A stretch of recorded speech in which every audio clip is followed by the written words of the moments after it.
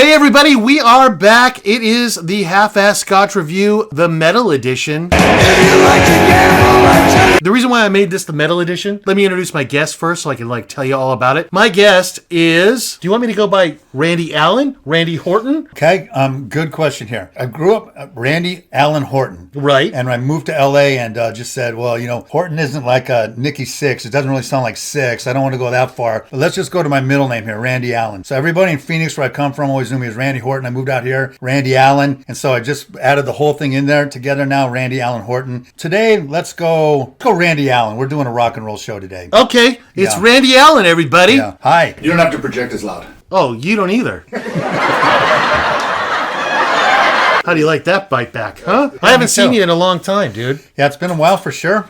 We did a lot of rock and roll back in the day and, tore up a lot of stages and had a lot of fun. And I still love rock and roll. I know you do too. And that's why we're doing a heavy metal show today. That's right. Okay, for the folks in the audience who don't know, back in the late 80s, early 90s, the Sunset Strip was happening. Here's a clip.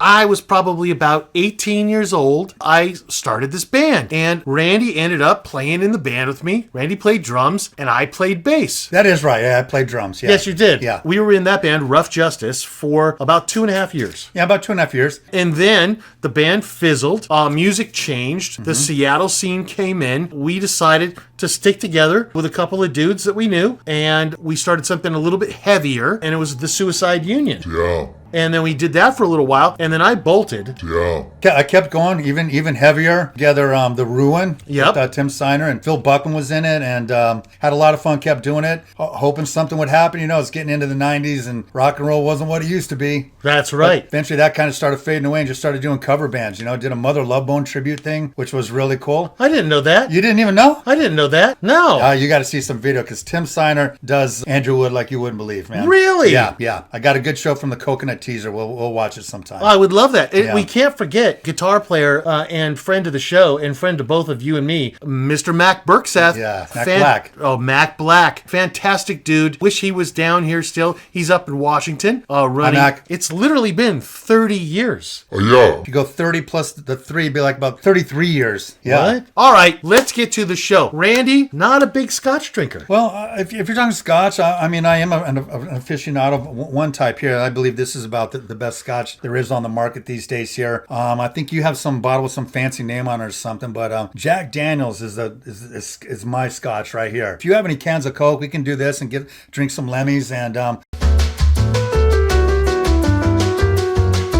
I think do you got anything to beat this though? I got a lot to beat that. Do you really? Oh, yeah. Why don't you go ahead and tuck that back into your front pocket? All right, so what I did, I went to the store. I went to Total Wine, which is one of my favorite places to go. It's like a Toys R Us. And I was looking around. I saw a couple that I was like, he's going to like that. That might shock him a little bit. Oh, no. I found Alexander Murray Highland Single Malt Scotch Whiskey, aged 10 years in matured oak casks. Are you ready to go? Sounds kind of hoity-toity to me, but we got this as a backup if we need to. Here we go. I'm going to open her up. Do you know how the show goes? I've seen many episodes, yes. So I don't need to explain how we rate it? I may need some tips as we go. Okay, I'll run it through as we're moving along. Okay. Here's a quick tip sheet for everybody in the audience. We're back. I'm going to open it up. I'm going to pour it in your glass. And then the first thing we're going to do is the nose. And that's just how it smells. Okay. All right, here we go. Oh, yeah. You tell me when. Oh, I love that sound. Oh, I love it again. Why does it keep doing it, Randy? Is that good? Okay, yeah. You want a little more? Say yes. Yes, please. Okay. Oh, it's spilling everywhere. Corey, do you have a napkin? No.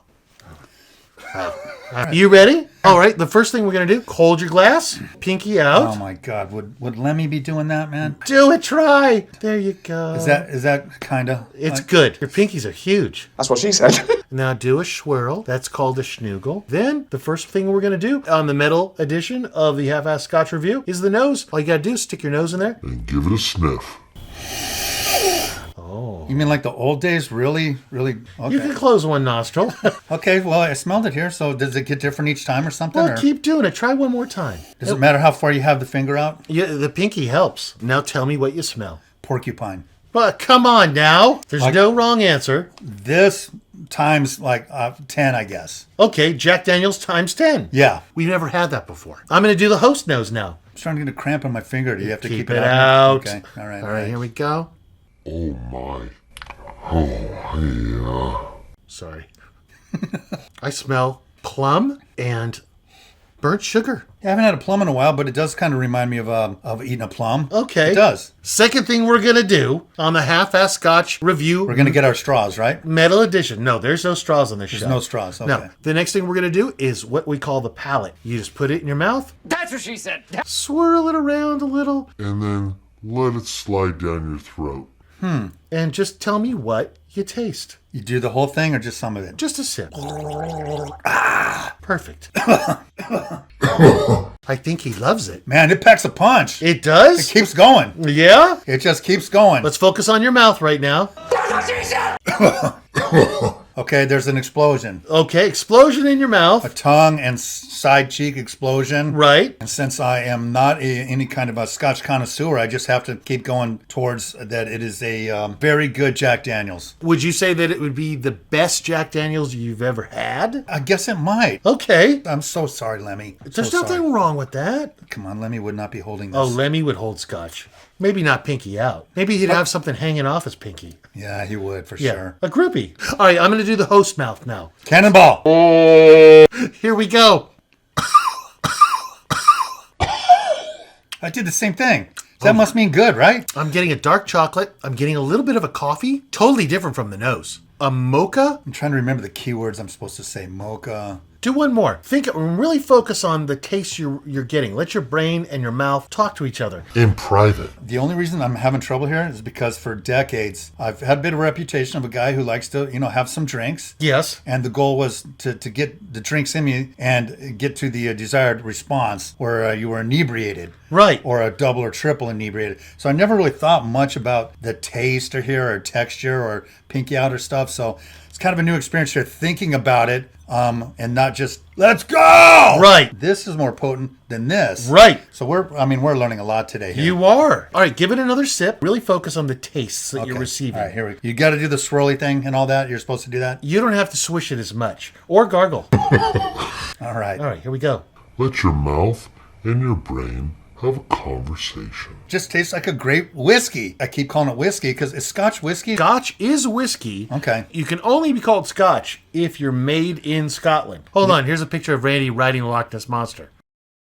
That was the greatest day of my life. Yes. Oh, look how long my arm is, man. Stretch Armstrong. Hold on. Now we got the last thing on the show to rate the Scotch is the finish. And what the finish is basically after you take a big old swig down, you think about it as it's going down your throat, past the esophageal. You tell me what the experience is like. Just whatever you get, that's the finish. I want you to swig that back. Tell me what it's like on the way down. Metal Edition Half-Ass Scotch Review finish. I'm going to use the word explosion again. A good explosion. The Yeah. greatest 4th of July works fire explosion you ever seen. Right. It starts here on the tongue, moves back, comes down these this area here, vestiges and esophageal, What? and it goes down into here. Yeah. And then it just kind of spreads out. The joy just seems to continue spreading out from there. Very warm. Warm. Yeah. Enjoyable? It was a warm, nice explosion. Oh. Just like I was 9 years old at the fireworks show again on 4th of July. Oh my God. Yeah. Are you a little buzzed? Yeah, I absolutely am. Off of just that. Isn't that amazing? Yeah, I grew up with decades of pounding the beers, and that's a little bit faster. And maybe it is a little bit more tastier. It's a little tastier. What'd you say? You can rule out diabetes. Yeah, you won't get diabetes from Scotch. All right, everybody, we're closing up. We will be back. Don't you worry. Randy, thanks again, dude. You got it, man. Appreciate you being You here. got it. Loved it. It was wonderful. All you got to do is wave bye.